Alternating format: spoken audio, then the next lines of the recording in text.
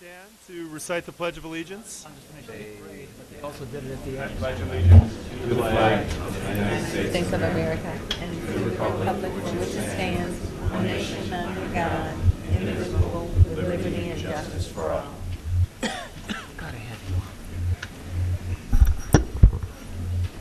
On this day, Wednesday, June 13th, 2012, at 4 p.m., the regularly scheduled board meeting of the Chicago Park District is being held in the 8th floor boardroom of the Administration Building at 541 North Fairbanks Court, Chicago, Illinois.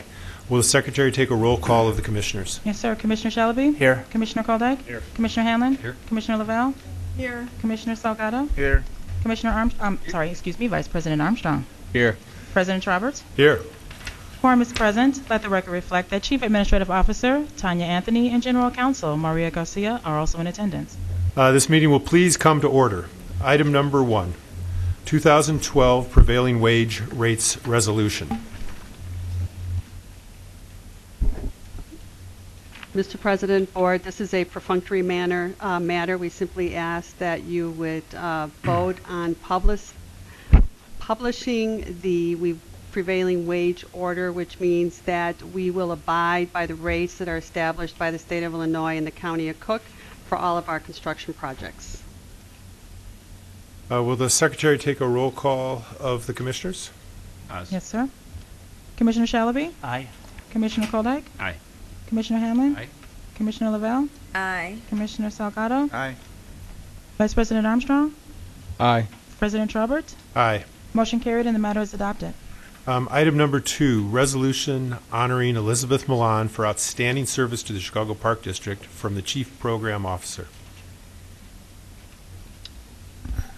Good afternoon, Board President and Board of Commissioners. My name is Vaughn Bryant, and I'd like to read a resolution adopted by the Board of Commissioners of the Chicago Park District, Illinois, presented on behalf of Michael Kelly, our Superintendent and CEO.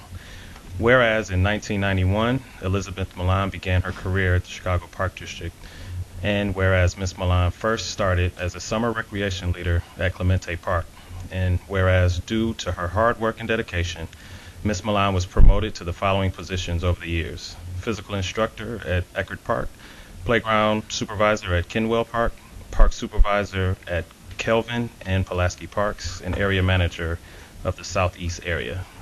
And whereas in her position as recreation instructor, Ms. Milan took her teams to citywide championships in cross country, track and field, softball, tumbling, gymnastics, floor hockey, and volleyball.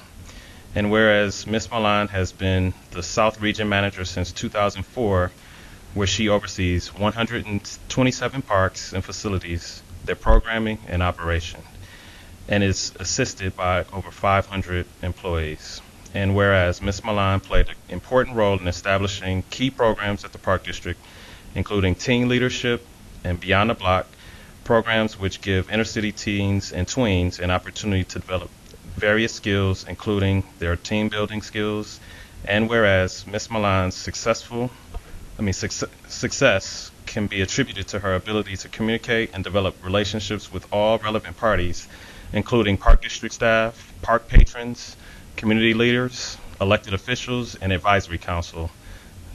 Therefore, be it resolved that we, the Chicago Park District Board of Commissioners and the General Superintendent, extend our heartfelt gratitude to Elizabeth Milan for her years of dedication and service to the Chicago Park District and to the people of the city of Chicago, and that a suitable copy of this resolution be presented to Elizabeth Milan on this 13th day of June 2012.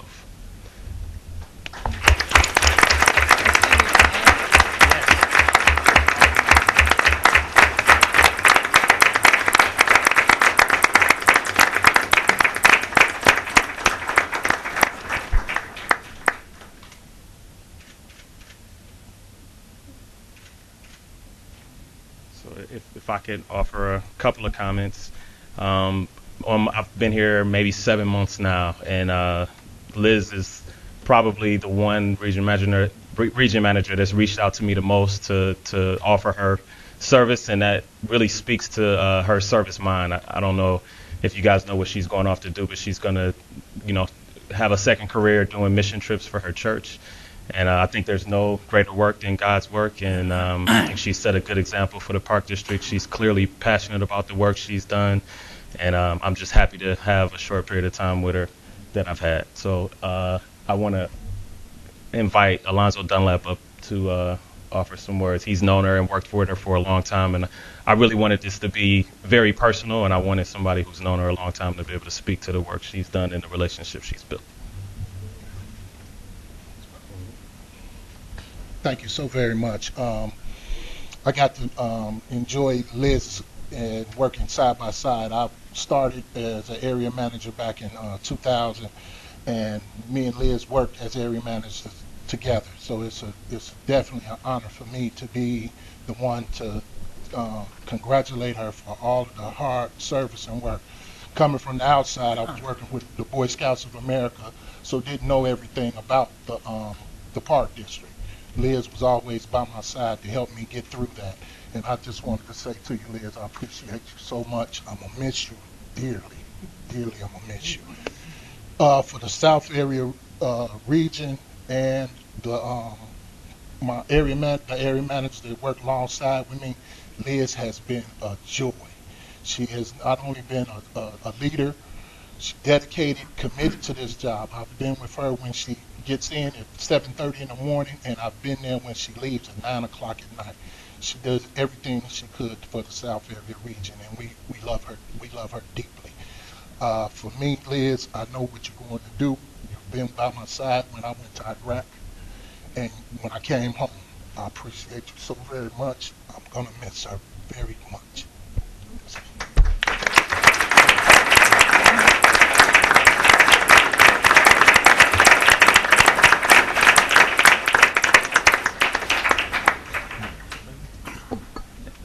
And now Liz, go ahead. On behalf of Mike Kelly, our General Superintendent, and I'm sure he's going to talk to you personally if he hasn't already. So on behalf of myself, Liz, I want to thank you for your years of service to the Park District.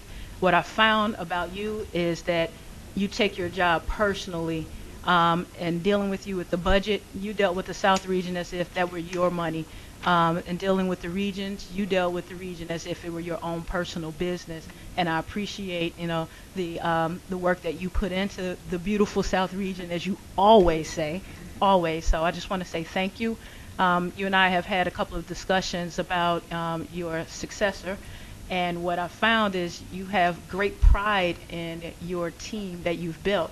And that says a lot to you as a leader and them as professionals. So again, I want to say thank you for all your years of work to the Park District and the beautiful South region. And I wish you nothing but the best in your future. Thank you.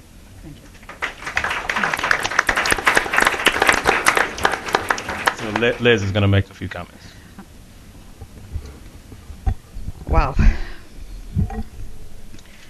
I am definitely... I'm sorry, I'm going to get a little emotional. But I'm honored to have worked 31 years with the Chicago Park District. It's not only an honor, it's a blessing. Because my passion all my life has been children and what we can do for them and what we can give them and what we can offer them. And it's a blessing to be able to work with an organization that has the same thoughts about children, about giving back. 31 years is a long time. 31 years is more than half my life. 31 years means that I grew up in the Park District. So this is not just the job for me, this is my family. I thank all of the department heads that have been so supportive. Anytime I picked up the phone, they were there for me. I thank my regional staff, who I'm telling you, they're their most amazing, amazing support team. And I would do anything for them. You see, I'm so passionate about this is because as a child myself, when my mom was a single parent, and I didn't have a place to go when I was younger, and a friend took me to the park. Ever since then, I never looked back. So every quality that I have, my characteristic, my personality, I really learned that by meeting people in the park. I'm going to miss what I do here, but I know that what I've learned and what I've gained, I can take with me anywhere. I'm going to be doing missionary work in different countries, whether it be locally, domestically, or internationally, I can assure you that I will be a representative and an ambassador for the Chicago Park District. Everywhere I go, no matter if it's a different country, it's going to be a force of habit for me not to compare what the Chicago Park District does in other countries or in other cities. I can't tell you how grateful I am and how blessed I am. I am so thankful, especially to my family, who for 31 and a half years have supported what I've done, knowing that I've worked long hours and loved me anyways and supported me in whatever I did. And that's the best family to have, when they know what where your heart is at. I say to you that we have some great employees in the Chicago Park District who really love what they do. And I'm so glad that in 1981 I started with a superintendent called Kelly, and I'm ending with a superintendent called Kelly. And I've had the pleasure of speaking to Mike Kelly this past Monday. It was a long conversation, probably about an hour and a half. And I'm going to leave you with this. What I do for my Lord and my Savior. And when he comes knocking on my door, I cannot say no. But Mike Kelly said, you're not leaving the Park District. You're just taking the show on the road. Because no matter where I go, I'm one proud product of the Chicago Park District. Whether it was a participant, an employee, a volunteer, whatever. So I thank you, and I thank the departments. I thank the board. I thank my family. And most of all, I thank God. Thank you.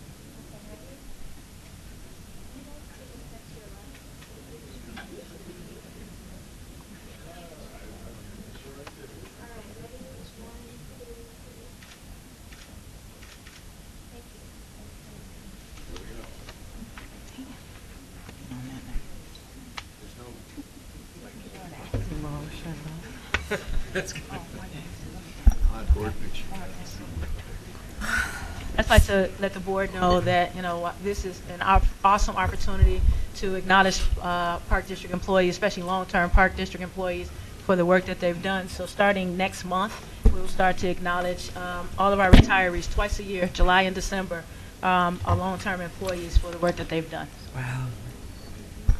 Liz, on behalf of the Board of Commissioners, I want to thank you for your service, and I think we're all very moved by your words and wish you nothing but the best in your future. We do have a resolution honoring Liz, and we need a motion. So moved. Second.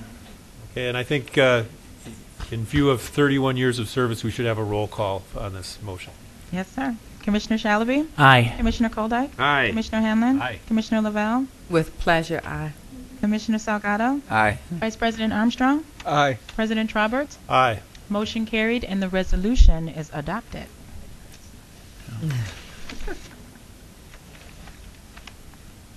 Item number 3, approval of the minutes from the annual meeting held on Wednesday, May 9th, 2012. May I have a motion to approve the minutes? So moved. Second.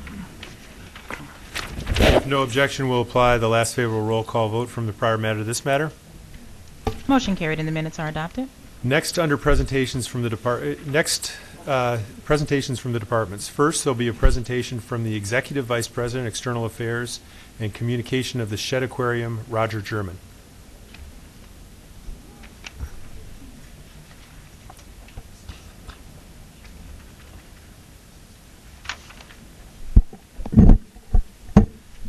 Thank you, President Traubert. Commissioners, it's great to be here.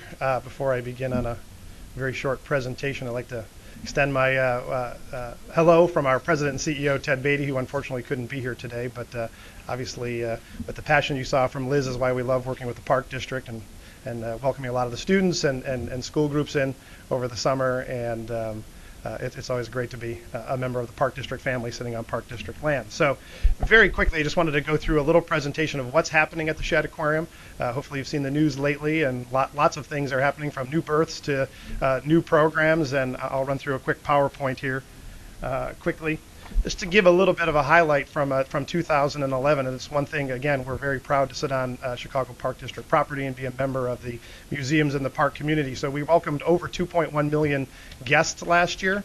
We were the top attended museum in the city of Chicago.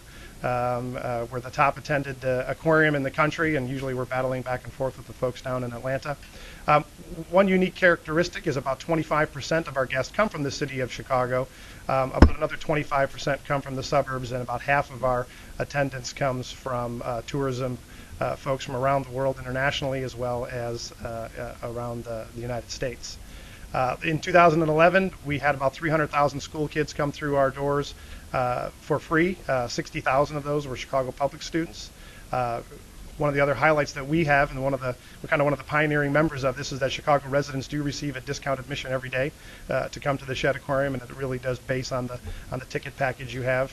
We're a green museum leader. We work with Superintendent Kelly and many folks on his staff to bring all the museums together to take on some of the green initiatives that you all have taken on so well, and are very good, strong supporters of those. And then obviously the Park Voyagers program is one of the many connects that we have with the Chicago Park District, and welcoming our students. We're getting ready to welcome many of them here for a lot of the summer courses here at the aquarium. As I mentioned, Ted Beatty is our president and CEO. Unfortunately, couldn't make it here, but we did have one leadership change that happened in May, and many of you may know Tyrone Fainer, or Ty Fainer. He's our new current board chair. He will be the chair for the next 3 years of our board of trustees. So just a little bit of highlights there.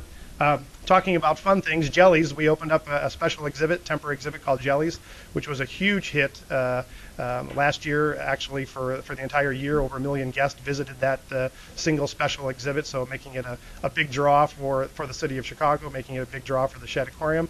Because of its popularity, we have extended it through 2013. It was originally a one-year special exhibit. A little bit about the exhibit. There's 10 different species, and because of the lifespan of some of the animals, they receive the best care possible. But some jellies last six months, and that's their entire lifespan. The collection is always changing. So I always tell somebody that if you've seen jellies before, you might want to come back and see some new and exciting animals. Rescued sea otter. That was something that happened a little bit earlier this year, but who doesn't like a cute sea otter? One of the things that I think is often overlooked, that right here in the middle of the country, here in Chicago, Shed Aquarium is a world-renowned leader in otter rehabilitation. So oftentimes we get calls from the federal government trying to rescue an otter, and we are prepared to do that not only in the field. We began back when the Exxon Valdez oil spill happened, but also in this particular case, a orphan southern sea otter pup was discovered off the coast of California. We took her in, and she's doing well. She just went on public display about 2 weeks ago, so hopefully you and all the folks in the city of Chicago get a chance to come down and meet Cayucos. Beach cleanups. This is one of the things that we've done really well, and we've worked very closely. It's just one example of many of working very closely with the Chicago Park District and the Alliance for the Great Lakes. We've adopted 12th Street Beach, which is right at the end of the museum campus area. We work with students and corporations and the general public to do educational outreaches and help. I will clearly say that the Chicago Park District does an amazing job of keeping that beach very, very clean. But one of the roles that we play in working in conjunction with the Park District are those educational opportunities and really that connection to community. Because when folks give back, obviously, to their community, and in this case, cleaning up the beaches locally, they're kind of giving back to the city and have a greater connection and appreciation for that. Pacific white-sided dolphin, you may have heard over the last couple of weeks, Memorial Day, and matter of fact, we just had a big press announcement yesterday that the calf is a male, but we have a new baby calf, and I invite you to come down and see the calf. We're looking at doing our first public viewing on June 20th, but it'll be open to the public July 1st, so the public will get a chance to see this very rare animal. One of the things that's very unique, and I think it's easy, I grew up in Chicago and can take it for granted, but how amazing the Shedd Aquarium is. We're one of only 3 aquariums in the United States that actually have this particular species of dolphin. There's one of 18 of these animals in North America altogether. So again, a very rare animal that we display right here, and we're very proud to call Chicago home.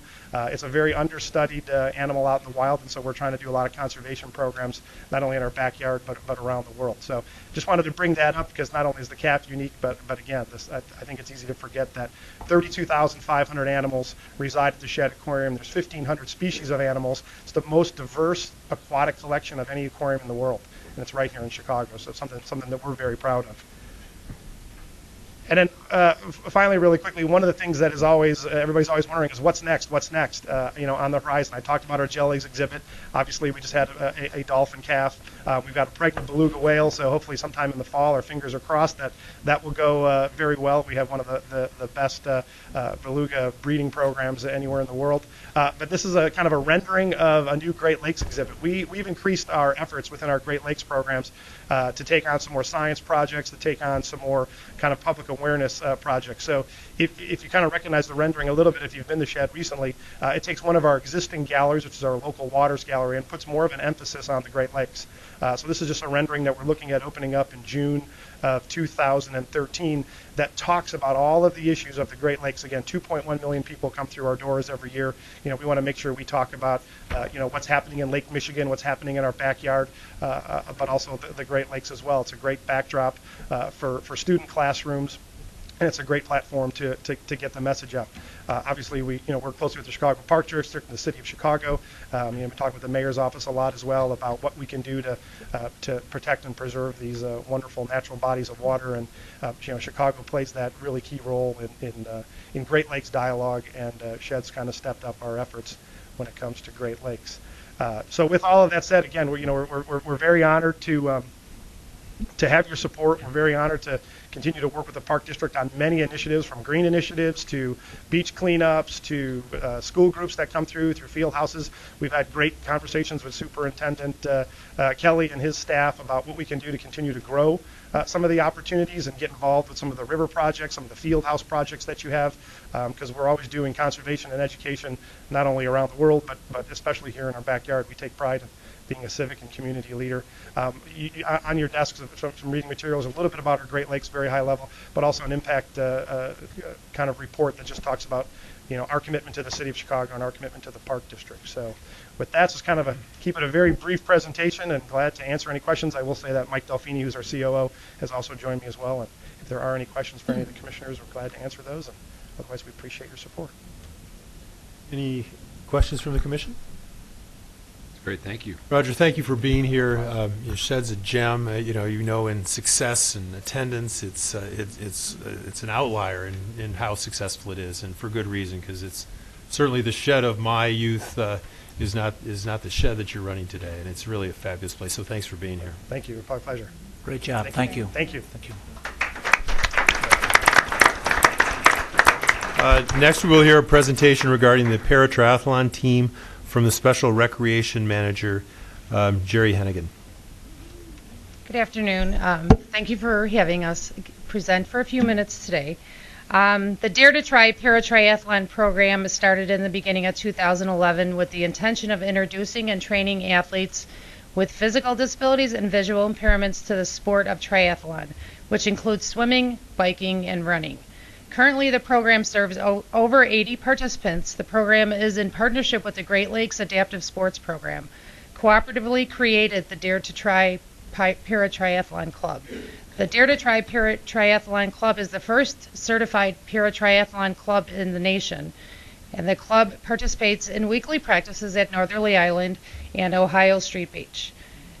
And we have competed, the team has competed, not me, sorry, I wish I could do it, but the team has competed in more than 4 races this season, and also participates in an adult camp and a child's camp that puts on various multiple sports.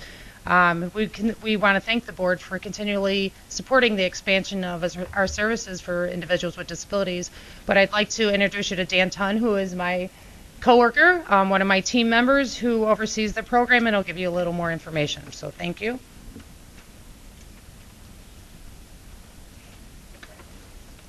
Thank you, Jerry, and thank you, board. I'd like to invite 4 of our athletes up here with me, kind of share our experience over the last year and a half. Just about 2 weeks ago, we had sent a team of 8 athletes to Austin, Texas, to participate in the National Paratriathlon Championships. These 8 athletes qualified for this race by competing in a sprint triathlon in 2011 under 2 hours. So they swam 750 meters, they biked 12 miles, and they ran 3.1 miles, all under 2 hours. We had 8 athletes participate in it, 4 women, 4 men, and our 4 females dominated out there in Texas. All 4 women raced quick enough to place themselves on the podium, and they also qualified for the World Championships that are going to take place in this October in Auckland, New Zealand. So we're very proud of our elite squad there. Last weekend, Dare to Try hosted its 2nd annual Paratriathlon Camp, and we had 20 campers that came out, and we focused on the swim, bike, and run. This was twice as many athletes as we had the first year we hosted it. We hosted our very own mini triathlon on Sunday to conclude the camp. All 20 triathletes, some of them are new to the sport, some of them are seasoned, but they all finished the triathlon, which was pretty incredible. There are many volunteers and athletes that participate in this program. We have formed a board to help fundraise and offset some of the costs. The sport's very expensive, not just for able-bodied athletes, but even more for athletes with disabilities because the amount of equipment that they use. So we do have a board that helps offset the cost for these athletes, as well as the Parks and Great Lakes Adaptive Sports Association. I want to recognize some of the athletes that we have here today. We have Diana Helt, right here. She is one of the females that took 2nd place in the Try One wheelchair category for females, so she will be representing Dare to Try and Team USA in Auckland, New Zealand this year. We have Sam Smoka. She's one of our younger athletes here. She's going to be participating in the Pleasant Prairie Triathlon. I helped guide her last year. We had a little bit of some mechanical errors on the bike last year with the chain falling off, but we're hopefully we'll have that squared away this year. Sam is a track and field athlete and has trained, done some training at the Olympic Training Center in Colorado as well. We've got Adam Finney, athlete and mentor to a lot of our athletes. He's sort of taken the hand cycle circuit by storm this year. He's going around the country participating in hand cycle races, and he's also participating in the Grandma's Marathon this weekend in Minnesota. Correct? So, and he's hoping to qualify for the Boston Marathon this weekend. Last but not least, we have Howard Wilson. Howard started with our judo program, our adaptive judo program, approximately one and a half years ago. He's gone to do many incredible things in a year and a half. He's competed nationally with some of the best in our country, as well as international athletes.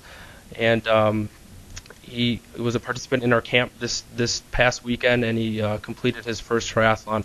And I also want to say that Howard is a veteran served with the U.S. Marine Corps, and we're very fortunate to, and we respect that you have served our country. So we want to thank you very much. We invite you to come out to Northerly Island from 3 to 6 on Thursdays. We can use some guides and and pilots on our tandem bikes. But we really appreciate the support that the parks have given us. Our motto for Dare to Try is one inspires many, and we believe that if you come out and see what these athletes can do, that you truly will be inspired. So thank you, and we appreciate the support. Thank you. Thank you.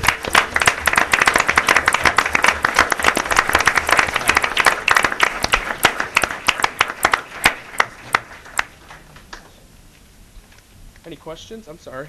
Was it hot down there in San Antonio, in Texas? It was mid-90s.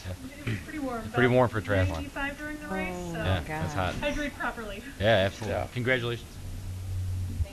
I'd just like to comment, first of all, I triathlete. I did a triathlon a week ago in beautiful Wolf Lake in Hammond, Indiana. I'd like to report you guys don't ever need to swim in Wolf Lake. But congratulations and good luck with all your events this summer. Thank you. I'd like to recognize Alderman Walter Burnett, who's with us today. Alderman, thank you for being here. Alderman Burnett is a great friend of Chicago Park District and Chicago Parks. Thanks for being here, Alderman. Last, I'd like to ask our Director of Planning, Construction, and Facilities, Rob Raymond, to give a brief update on Indian Boundary Park Fieldhouse.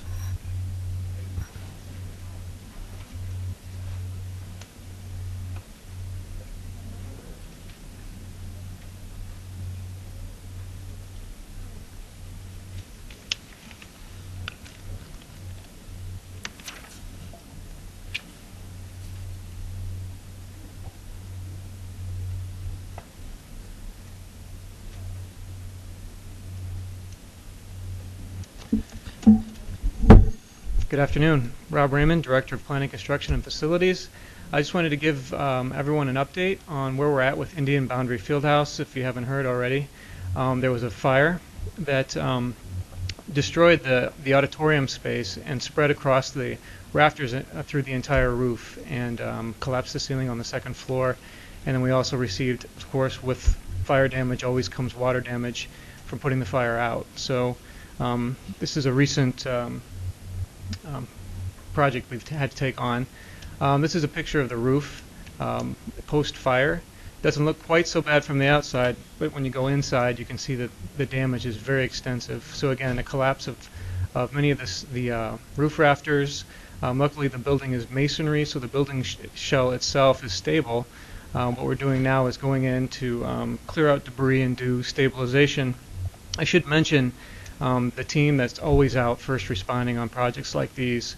Tom O'Connor with Trades and Facilities, Brian Begain, Larry Moser, Tito Garza, and Eddie O'Connell, all out there securing the building, boarding it up, securing the site, doing utility isolations and shutoffs, working with ComEd and other people to stabilize the building so we can minimize damage. Another shot from the interior, not in the main space where the fire was, but in the adjacent space.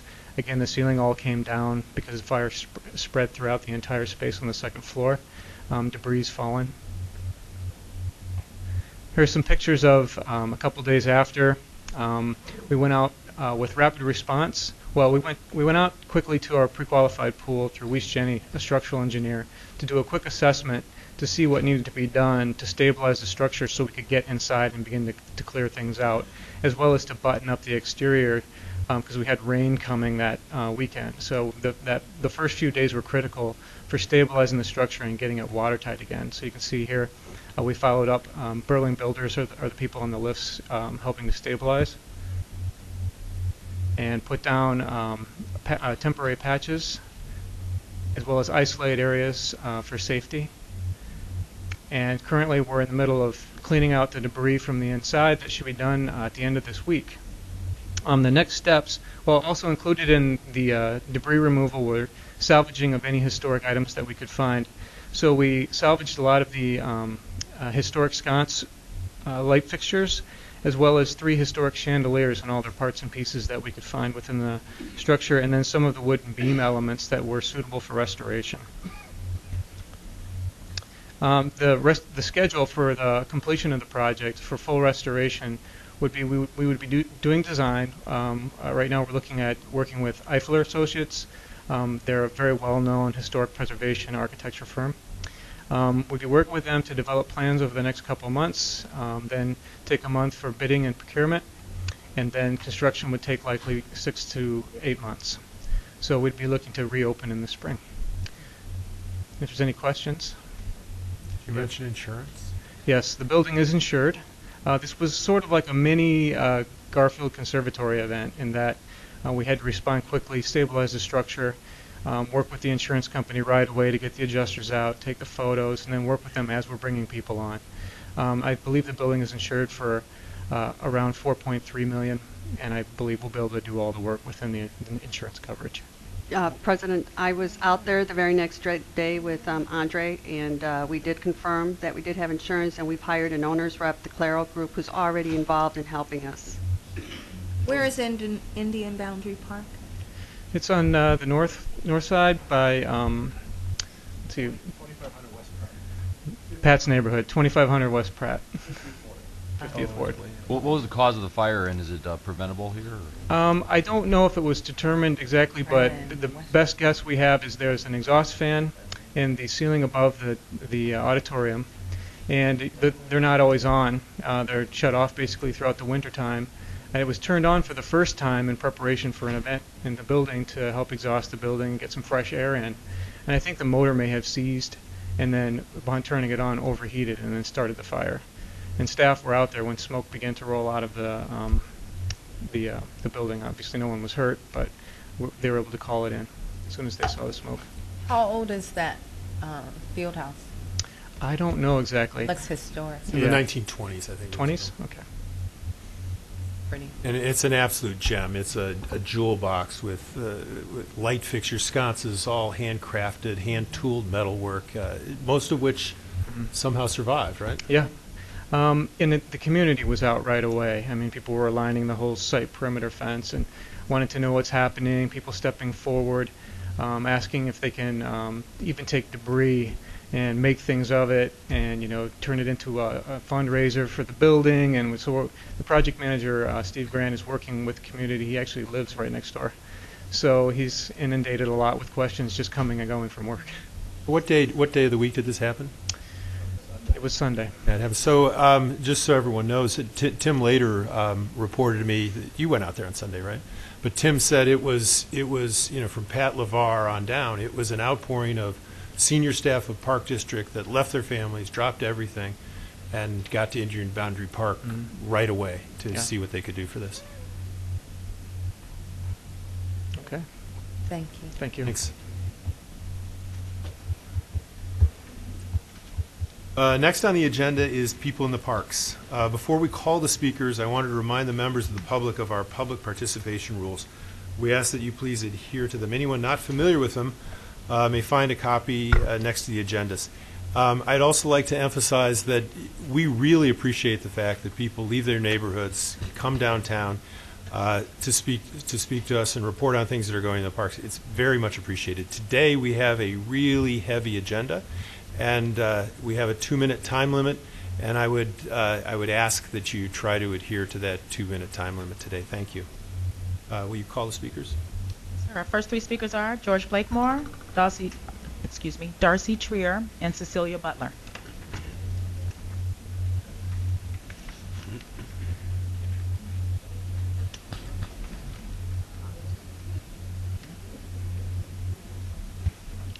Good afternoon, citizens. Good afternoon to the staff and to the superintendent and the board members. I would like to acknowledge and thank you for making a request come true when it comes to naming the race of the MBEs and WBEs. This has been a problem in the black community, being able to receive contracts dealing with goods and services. So I realize that this body, this issue is not pertaining to this body here. This is a national issue, a state and a city issue when it comes to blacks receiving these contracts. Historically, the purpose of affirmative action was to make the new freed slaves whole because of the baggages and injuries of slavery on this segment. Some kind of way, black leadership dropped the ball in the 60s when they advocated for affirmative action, but they didn't feel that they had the power of the support from Congress, Seconds remaining. the Senate, or the House of Representatives, so they included other groups, white women, Asian, Hispanics, all came in because they felt that this program, we can get our agenda. But this was a flaw in this. When they included these other groups, they diluted the power that originally was set up You have for exceeded us, your 2 minutes. the black people who was injured in slavery. So perhaps you all can advocate the change of this affirmative exceeded your 2 action minutes. to specifically advocate for the blacks, because these other groups have not been injured like our community have been injured. So thank you again for making things transparent when it comes to race, when it comes to MBEs and you, Mr. WBEs, Blakemore. but we still have a long ways to go, because we must you, Mr. change this Blakemore. policy when it comes to affirmative action, including these other groups that was not injured. Thank you for being tolerant to let me extend my time over these 3 minutes, and God bless all of you, and all of you have a happy Wednesday. Thank you, and you, and you. Ms. Trier? Okay, Ms. Cecilia Butler? Good afternoon.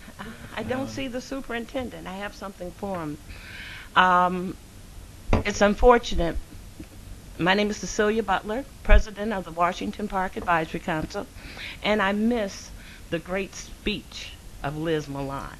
I was trying to park the car, but I do have a suggestion, seeing that you all missed that great event that we celebrated Liz. I've been involved since 1986, when the Park District had to have citizen participation. And I haven't experienced a regional manager like Liz. Since she has to be replaced, I suggest you have someone who knows how to talk to people, listen to the community, and willing to make compromise.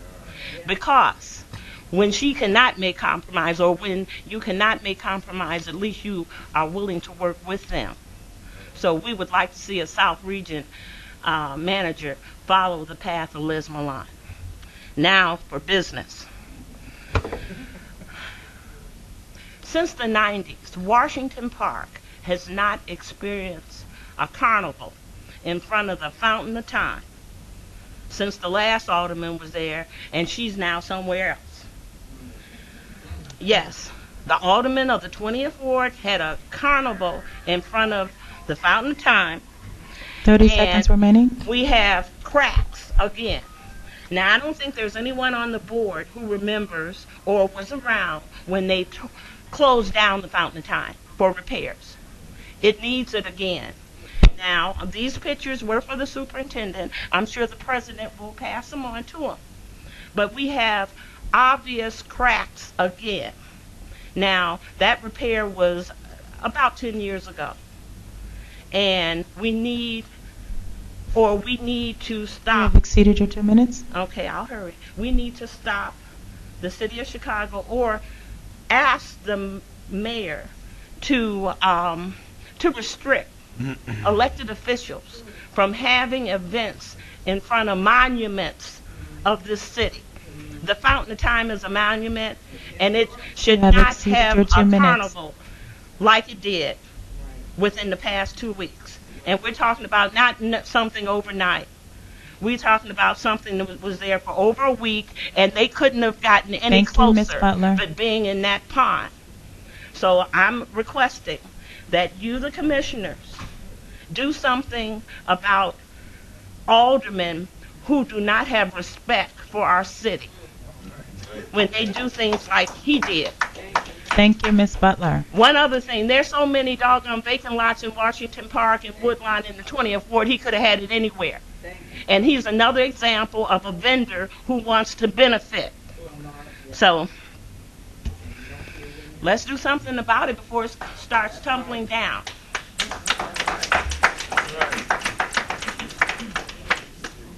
Our next three speakers are Mr. Leroy Bowers, Ava Lugo, and Ms. Cindy Montgomery.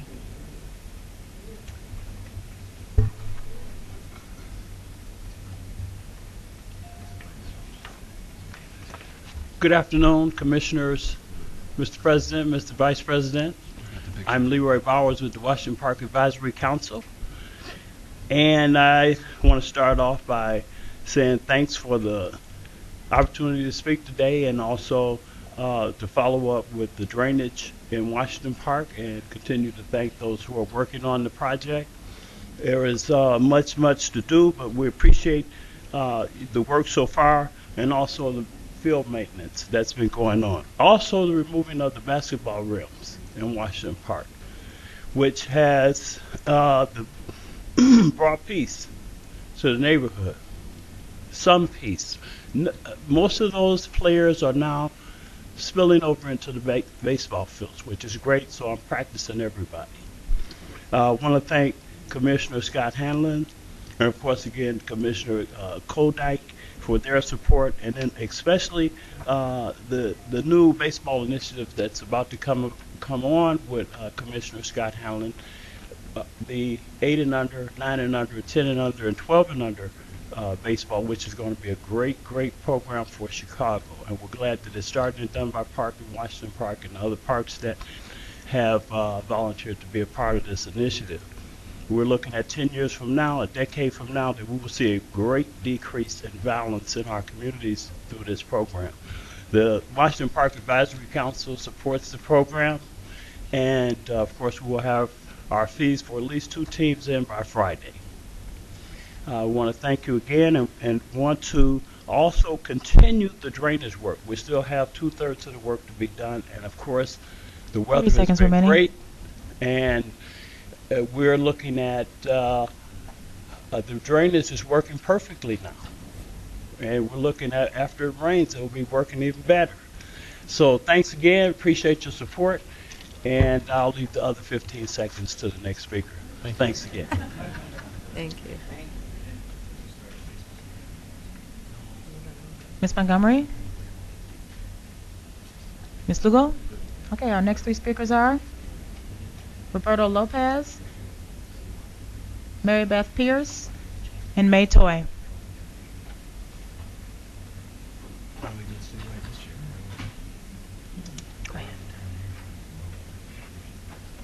Good afternoon. Thank you so much for being able to speak here freely. My name is Roberto Lopez. I'm part of the Chicago Skate Park Alliance, which is a group whose primary goal is ensuring that all skateboarding youth have shared access to public recreational spaces, as well as involvement in the planning process in the creation of these spaces. We have collected over 500 signatures supporting that a skate park be included into final plans for the Daily Bicentennial Plaza, or consider redeveloping the existing Grant Park facility as a viable alternative. By reincorporating a skate park into plans for the development, the Chicago Park District could not only enhance the cultural identity of the city of Chicago, but more importantly, the health and lives of urban youth and families. Skateboarding is now a healthy mainstream activity that positively impacts tourism, local businesses, and overall city revenue. A sharing of space and resources provides a safer area for all citizens. Given the violence statistics currently held in Chicago, the need for youth-friendly areas and violence-free spaces are also now greater than ever. The high visibility of the area proposed makes it more difficult for the gangs to establish themselves, the drug trade, and the violence that ensues when they appropriate public spaces. It provides youth This space would provide youth with an opportunity to perform away from the pressures they encounter within a decaying community and participate in a forum where they can interact positively with their peers of different economic and cultural backgrounds. Many cities worldwide have incorporated and developed modern designs into recreational landscapes to foster and demonstrate cultural and industrial values. Cities capitalize on skateboarding both monetarily and culturally, utilizing its imageries in their tourism, promotional material, and event proposals. We know that the planning process and fulfillment of such a development can serve a variety of public interests and proactive political purposes for both the public and government actors. Funding for the development can be acquired from numerous sources to ease the economic burden to the city. We can assist in attaining these contributions as well as provide planning, consultation, and discovery. We lastly ask that skate parks no longer be excluded from future park developments and refabrications. Thank you.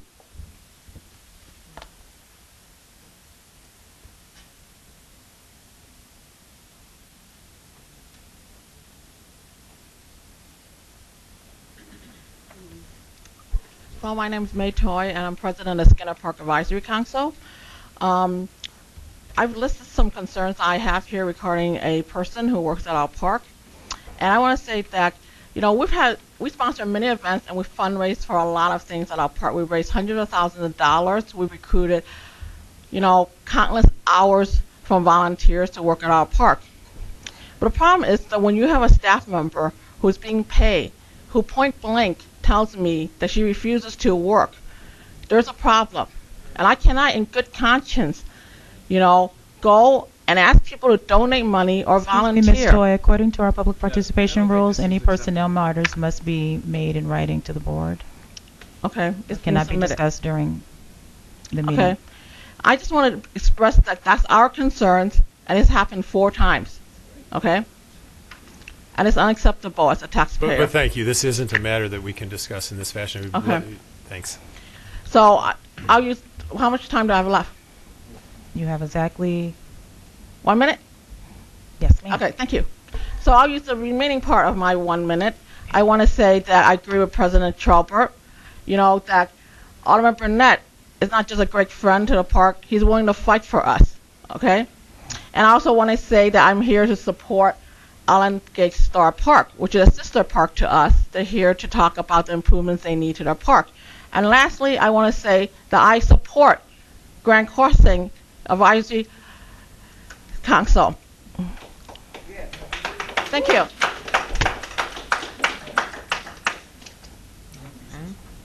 Our next 3 speakers are Amy Knapp, Andre Perrin, and Ms. Cece Edwards. Hello, my name is Amy Knapp. I'm the president of the Ellen Gate Star Park Advisory Council. For a bit of context, Ellen Gate Star Park is at the corner of Washington and Oakley on the near west side. It's on the location of the former Henry Horner homes, which has been redeveloped into a mixed income development. The park is adjacent to 2 schools, Det Elementary and St. Malachi Catholic School. And what you're receiving is a letter of support from Alderman Burnett and some information on a nonprofit that is called Neighbors Development Network, which supports, well, it provides a running program and some other programs to the children in the community, 98% approximately low-income children, and that group uses the park for their activities. I've lived a block away from the park for the last 6 years, and when I first moved in, it was monopolized primarily by drug dealers and drug users, but through activities in the park, we've managed, and the support of the police department, we've managed to make it off limits to the drug dealers and bring kids back to the park, which is our goal. In 2009, we made a request, and that is in your packet, for $1.2 million to redevelop the park. And although some paint was provided and a gate was reattached, the park facilities, the infrastructure is still in need of repair. There is a retaining wall that is made of movable cement blocks that are about 1 foot by foot and 6 inches.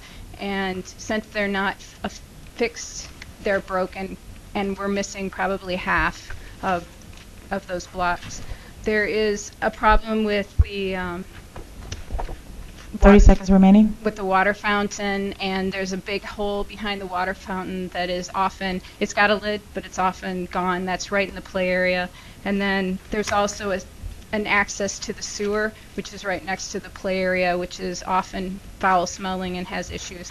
So to make it short, we'd really appreciate your support for the funding to redevelop the park and make it more useful and user-friendly for the kids. Thank you. Thanks. Our Director of Capital Planning, Capital, and Facilities is right there. He's going to have a talk with you. Thank you.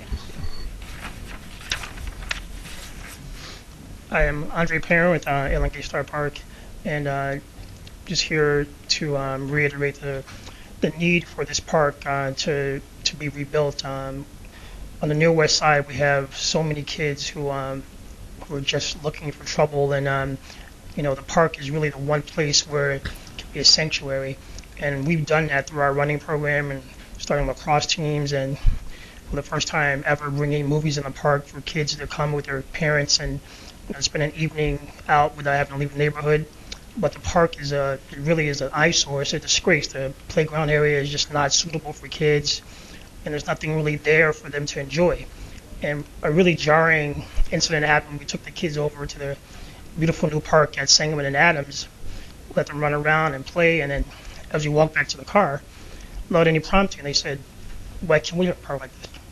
And I didn't have an answer to that, because they deserve a park just like that, with water features and soft playground surfaces. And I think that there's been a problem with park development west of Ashland. And so I just want to come here today and really, really make a statement. Alderman Burnett has been an incredible supporter of us. He's our alderman now and a personal friend, and he really has been taking the lead on getting this started for us so we can get this done as soon as possible. But I just want to say that the kids on the west side really need this park, because I think that they don't think that they deserve it. And I think they see other parks in neighborhoods where the kids are enjoying these brand new parks, and somehow they think that those kids are better than them. And we need to step up and make a statement that they deserve a beautiful park to play in just like everyone else. So thank you. Thank you. Thank you. Ms. Edwards?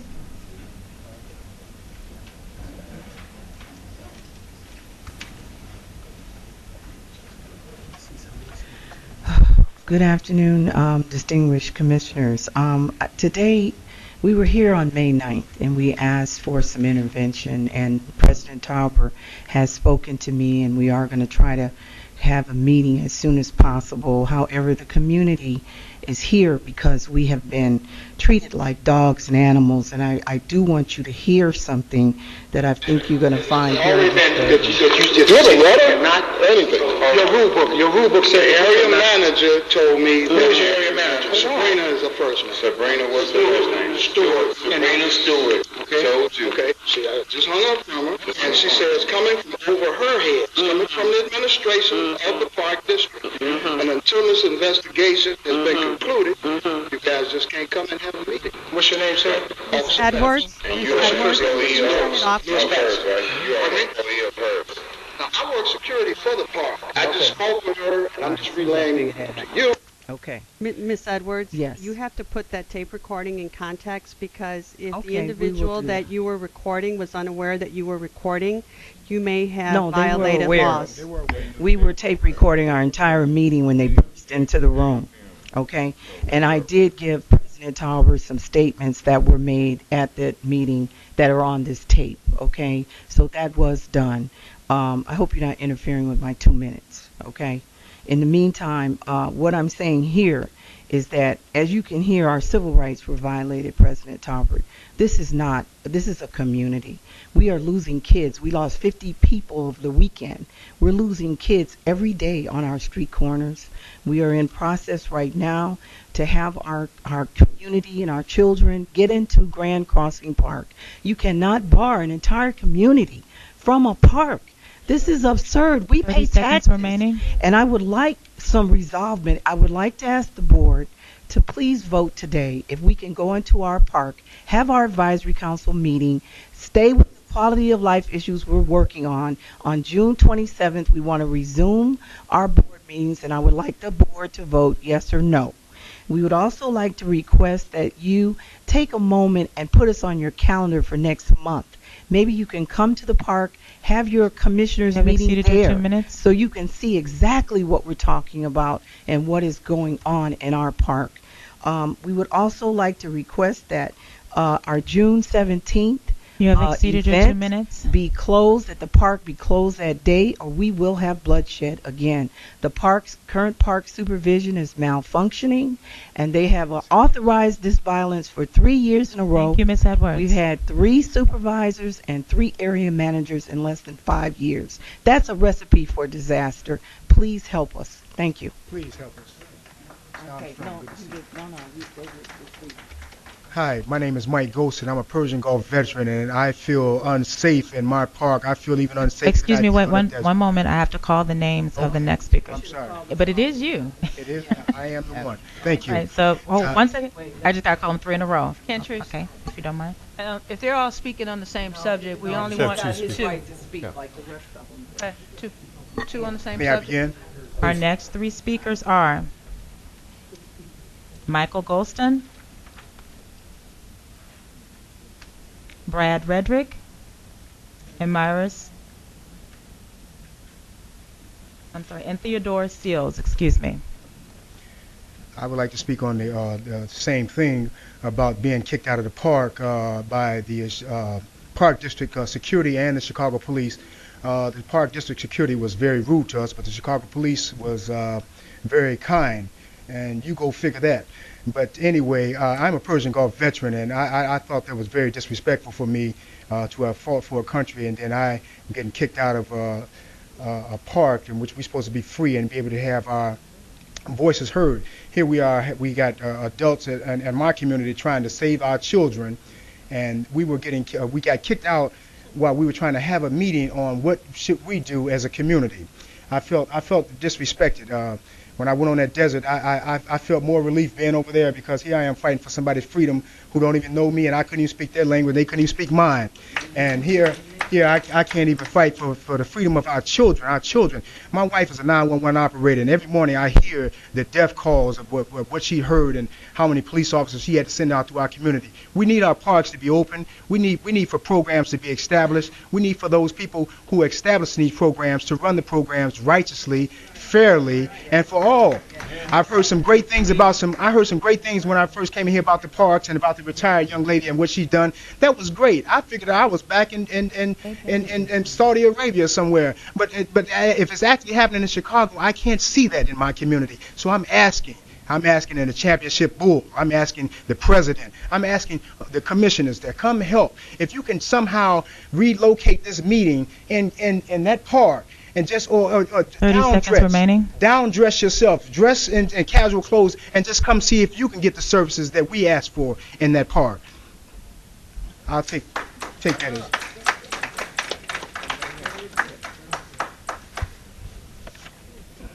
Mr. Redrick? Yes. Okay, yeah. My name is Brad Redrick. I'm on the advisory council. I'm also a 25-year policeman for the city of Chicago. And what I just want to express to you is there is a bad environment at Grand Crossing Park. In the community, we've been partnering. Everybody's trying to heed the call of the mayor for us to come up with solutions to stop this violence that's going on and make this a better city. That environment is not coming from your park at Grand Crossing. Okay, no gym show in 5 years. I've talked with many people who go to other parks for service for their families because they've come to the park and been turned away. There's a culture of shooing people away. Yeah, retirement. It's almost like a retirement club. I can understand people have worked a long time and they're going to retire soon, but we got kids dying out here in the streets. So if we can get somebody, give us a young Liz Milan to come and work hand in hand, okay, and work together in dealing with these parks. But also the treatment of Park District security was horrendous. It was like dealing with Nazis. All right, I'm a policeman. I talk to the harshest of gangbangers like that, not community people that are out working for the good of the community. So again, this culture of whatever it is that they're on over there, they're trying not to work. That's the way I can see it. I've been on the board for 3 years. They're not comfortable with working. So we need somebody that's going to work and work at this, because we feel in partnering up, we can. 30 seconds remaining. The Park District is a wonderful place, and like Mr. Lopez said, should be a safe sanctuary for children. And we're working at that, but we can't succeed if the staff are blocking us. So I just submit to you that you can help us, or if it leads to someone that can help us in getting the right people to work in our park. Okay, so I it's my understanding that we've just been asking for you all to have a meeting, and I believe you're telling me that the meeting's going to happen soon. We tried to do it today. Right, but a couple of my key people, my vice president is not here yet, and a couple of the other key board members from our community are not here. And they Okay, so we can get that meeting set up as soon as possible. You guys keep canceling, so I'm going to keep trying, but we're going to try to do it again today. Okay. If they want to. All right, so we got to get that meeting set up, and I think we can resolve all of this and move on and try to improve. Eliminate the ban right now. They got a ban on my community. When we have that meeting, when we have that meeting, we'll be able to move forward. All right. Okay. Thank you. That's promised. When we have that meeting, then we'll talk about how we're going to move forward. Yeah, I mean, the board is sympathetic to this in that we want high-functioning parks that work for the community and that the community is a part of. But, this is going to require a sorting out and a fact-finding that is beyond the scope of what we're going to be able to do as a board at this meeting. But believe me, the directive has been given to park staff to get everyone down at a table and to solve the problem. But we've got to have the key players at the meeting, and it's the people who. This is an operational issue, and the board certainly has made it clear that we want this problem solved, and we can. But give it a chance to get solved by having a meeting with the appropriate people around the table. Yes, sir, and thank you so much. It's just that what we're saying is that we're being prevented, and we're being prevented from even entering the field building. This is absurd. You can't do that. And we are citizens. We pay taxes. We have a right to go in that building. We want this problem solved. You've got a supervisor in there Thank you, Ms. who's Edwards. You'll be able to discuss that during your meeting. So, no, he's questioning me. I'm talking to him. No, and you know what? I'm asking you to. I guarantee you that people are on notice that this meeting needs to happen. Yes, and sir. it needs to happen as soon as possible. Yes, sir. We will bend over backwards to schedule it. Okay. You need to work with us, and we will get this scheduled. It'll be I've been scheduled trying to this do that. afternoon. It'll be scheduled tomorrow. Whenever you want, it'll happen, okay? Okay. Well, they're saying they can't go to the park. And we tried to go to the park, and they said they couldn't go there. So we're here today, but it's very difficult. I can't get everybody down. So this is why I asked them, could they meet us at the park? And that's why the meeting was scheduled, and your people canceled the meeting. I'm going to have someone talk to you today and get that meeting scheduled, okay? Yes, ma'am. Thank you. All right, before we continue, I want to remind you that our public participation rules say that a minimum of 2 representatives have to be selected. A maximum of 2 representatives have to be selected for those who are here as a group.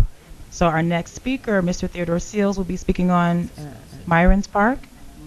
Yes, Myron Park, where 3 staff people are expected to handle 300 kids on a peak day in the summer with no help. This is your ideal of doing the right thing, which is why we can't actually honor your rule, because the reality is a government agency that permits Gestapo tactics at Grand Crossing Park and criminal neglect at Myron Park is the poster child for big government at its most insidious. You take our money and you offer us nothing in return. Miss Toy came up here to talk about a staff member who is sabotaging her park. You can't discuss this. Why are you here if you can't discuss incompetence, malfeasance, irresponsibility? Why are you here? Why can't you tell us today that on June 27th, when we go to our next regular meeting, we will be allowed in as a legitimate community advisory council rather than face more security guards trying to throw us out the building than would have ever been used Excuse me, Mr. for Sims, are you any speaking criminal about Myron? activity in Grand Crossing Park. You need to deal with Be this. Myron Park? Myring? Myron Park has the same situation. We had a kid who was beat up back in April because we do not have quality security forces. And we don't have it for the same reason. You have The 30 total seconds remaining. neglect of park after park on the south side is not your isolated problem. It's a system-wide problem affecting most parks on the south side and on the west side. And you have to deal with it accordingly. Otherwise, you're just running around here spinning our wheels for no good purpose.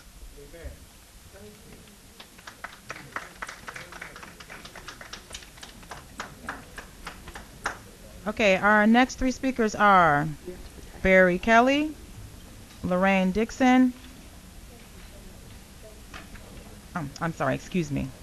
That would be Barry Kelly, Joy Ramza,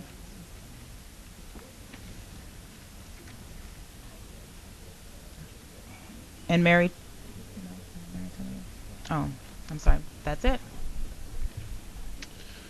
All right. My name is Barry Kelly. Thank you for allowing me this time today. I've come here to speak on behalf of Railroad Junction Park, but I have to confess it is conjoined with Grand Crossings Advisory Council. As it stands, typically when you all see me here, I'm out here on behalf of Railroad Junction Park, and what happens is, as children are turned away from Grand Crossing, they congregate in our neighborhood park, and the differences are tremendous. Railroad Junction is a small play lot in the middle of our block at 7300, between 73 and 7400 Maryland. Grand Crossing, 100-year-old, gorgeous establishment. But what we are seeing is, as the young people are not finding access to Grand Crossing, they're hanging out in Railroad Junction. The neighborhood teenagers, the neighborhood gang members are trying to recruit our young people. To be quite honest, my concerns have been at least verbally addressed so far today. If you all are going to come out and have a meeting, wonderful. The last time I appeared before you, I requested someone to assist us in a best practices for both parks. I believe I came up and shook hands, and we all thought we would go forward with a solution, but I'm afraid we've not had contact with Mr. Bryant, Mr. Von Bryant, the program director of park programming, I believe is his title. Okay, so you've stated that children have been turned away from the parks, and it is not our policy to turn any child away from the park. So I'm going to ask that you do talk to Mr. Bryant, because that's just not our policy to turn any children away. Understandable. Let me also say this. I hate to ever be anywhere and speak and leave out on a negative note. When I first began with the Grand Crossing Advisory Park Council, the very first person from the Park District I met was Liz Milan. And her attitude has always been one 30 seconds that has remaining. been very positive, very uplifting, encouraging, helpful. Thank you. It would be great to request another Liz Milan. I know they're probably one in a million. But if we could all, just for the sake of this next meeting, come to the table with an attitude like Liz's, one of cooperation, one in which we definitely wish to address the problems at hand. We're coming to the table with the spirit of resolution, so we're going to try to resolve this issue so we can move forward. Excellent. All right, thank you. Can I come up and shake hands? I shook hands last time. We didn't. I'm actually a hugging person, but I know we in a business. Thank you. Thank you all. Ms. Ramza? Good afternoon. I want to thank you, the board, for allowing me an opportunity to stand before you. I am speaking on behalf of Lorraine Dixon Park. Lorraine Dixon is the name of one of our wonderful 8th Ward aldermen who's no longer with us, so it's named in her honor. We've been working very closely with the Park District for the last 4 years. But last year, Elizabeth Tomlin was promoted, and we had a wonderful relationship with her and Cordell Hopkins and Gloria Beard.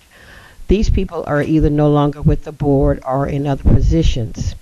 Barbara Woods is the person who was assigned to us, and we have not had very little communication. And when we do talk to her, she'll give us, like we call in October, to try to get some understanding of what the proposed would be phasing for the development of our park. She said it was too early for us to say, for her to tell. We called in May. She said she'll let us know in June. So we really would like to have some improvement for the communications, because we really did experience some very good working relationships with those prior to her. Our tracks, the path has been created, and the borders of the tracks are being broken because tractors, when they cut the grass, it breaks them up. And trees need to be trimmed, and of course our play lot needs a great deal of repair. And I know that there's probably some hesitant on that's because we're supposed to receive Seconds new remaining. play lot. Thank you, ma'am. And lastly, I'd like to make it known that I am also in support of the Grand Crossing Park District, not Park District, and the Advisory Council, as they try to create a more community-friendly environment and a safe refuge for our community residents through providing positive activities and programs for the Grand Crossing community. Thank you.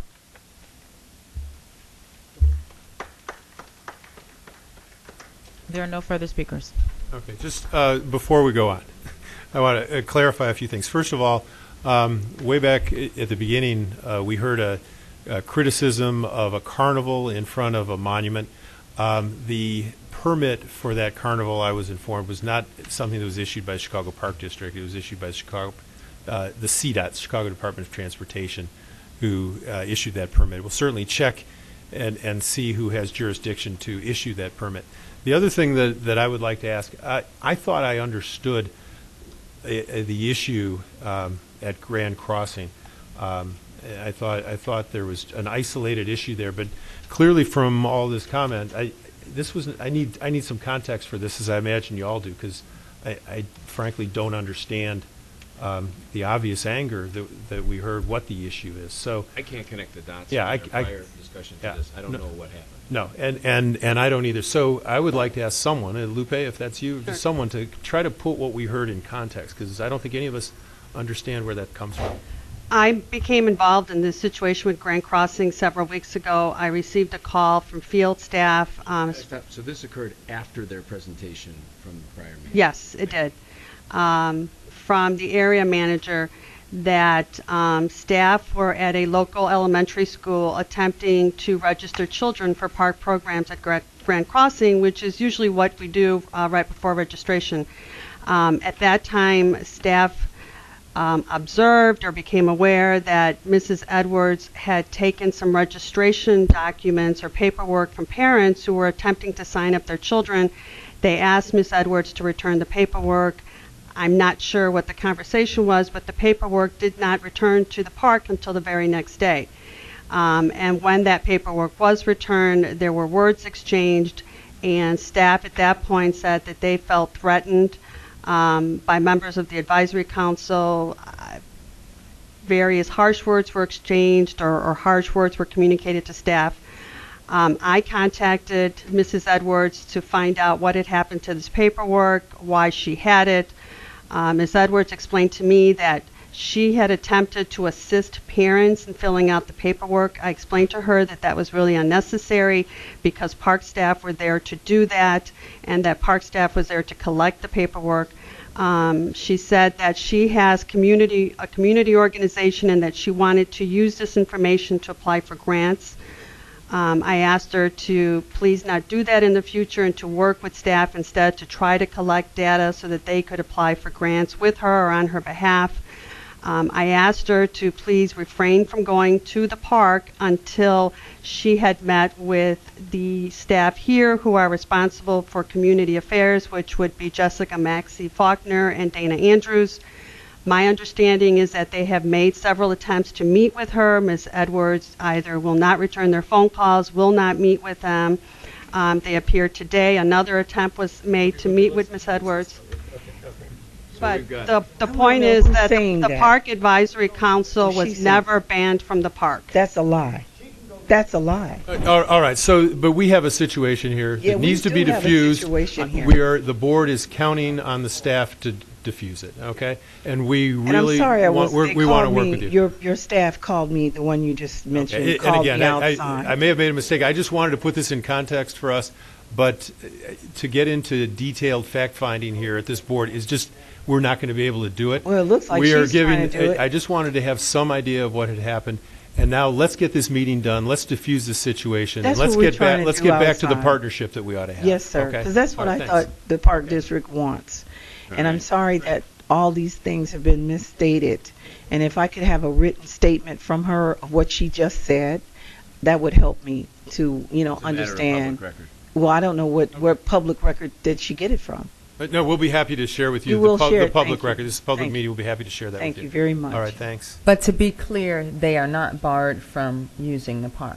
The advisory council has never been barred from That's a using the lie. park. That is a lie. Why are you Edwards. lying? Was asked to You not are return lying. She's lying. Why until is we she could lying? agree on rules of conduct. Why am I here? This is not a productive conversation at this point. No, because she's lying. Let's just- we don't need to make accusations. I'm not making an accusation. This is the truth. But we're not Truth going hurts, to. I know, and I'm hurt. I'm hurt. Okay. After 8 years of volunteering our time and our money, $250,000 in that park, I am very hurt that the park district is treating us like this. Is this how volunteers are treated? She's doing what she's doing, and I don't know why. You're being treated unfairly. We'll fix it. Okay? But let's move on. Okay, thanks for your participation, and we really do look forward to getting this solved. Thank you for being here. Thank you. Next on the agenda is the report from the Committee on Capital Improvements. Where is my script? There it is. The Committee on Capital Improvements met on June 13th, 2012 to consider matters referred from May 10th to June 13th, 2012 and hereby recommends that its report be adopted. Item number 1, authority for the adoption of a resolution to acquire property located at 1230 and 1236 West School Street for a new park. Item 2, authorization to enter into a contract for Osaka Garden landscape maintenance services. Item number 3, authorization to issue final payment for work completed in connection with Pink Tom Shore redevelopment. Item number 4, authorization to enter into a contract for construction of Altgeld Park artificial turf athletic fields. All 4 items were adopted by the committee. That concludes the report of the Committee on Capital Improvements, and I move for its adoption. Second. Will the Secretary take a roll call for the adoption of the matter? Commissioner Shalvey? Aye. Commissioner Koldeck? Aye. Commissioner Hammond? Aye. Commissioner Lavelle? Aye. Commissioner Salgado? Aye. Vice President Armstrong? Aye. President Trobert? Aye. Motion carried and the report is adopted. Next on the agenda is the report from the Committee of the Whole. The Committee of the Whole met this morning in executive session with a representative of a statewide association of which the Park District is a member for the purpose of self-evaluation of practices and procedures. No final action was taken. The Board of Commissioners also met this morning in executive session for the discussion of a probable litigation and approved the authorization to enter into an agreement with Argo Tea for concession at Connors Park. That concludes the report of the Committee of the Whole, and I move for its adoption. Second. If no objection, we'll apply the last favorable roll call vote from the prior matter to this matter. Motion carried and the report is adopted. Under unfinished business, nothing was presented for consideration. Under new business, nothing was presented for consideration. That concludes the board meeting. Is there a motion to adjourn? Second. All those in favor of the motion signify by saying aye. Aye. Motion carried. The board meeting is now adjourned. So